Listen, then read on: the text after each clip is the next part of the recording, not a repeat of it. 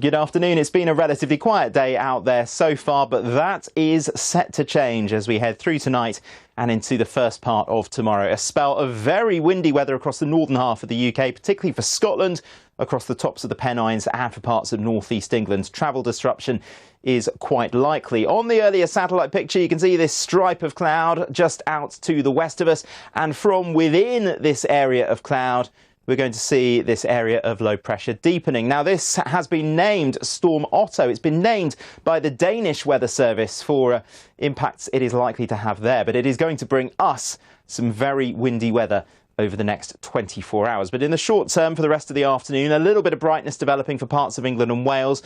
Conversely, some patchy rain for Northern Ireland and the western side of Scotland. Really mild, though, temperatures for the majority between 10 and 14 degrees. Now, as we head through this evening and tonight, we will see some outbreaks of rain pushing across Northern Ireland, Scotland, Northern England, and the winds will really start to pick up. Some very gusty conditions developing across the northern half of the country. It's going to be a really mild night, temperatures between 7 and 10 degrees. But if you're travelling through the end of the night and into the first part of the morning across a good part of Scotland, we're going to see wind gusts of 60, 70, maybe 80 miles per hour for exposed coasts and hills in the north of Scotland. It's also going to be very gusty indeed across the tops of the Pennines. Some of the trans-Pennine routes could be quite problematic with the strength of the wind, and also just to the east of the Pennines across parts of northeast England. But generally very windy to start Friday across the northern half of the UK. We'll see some cloud and some very patchy rain pushing south, with some further showers pushing across Scotland.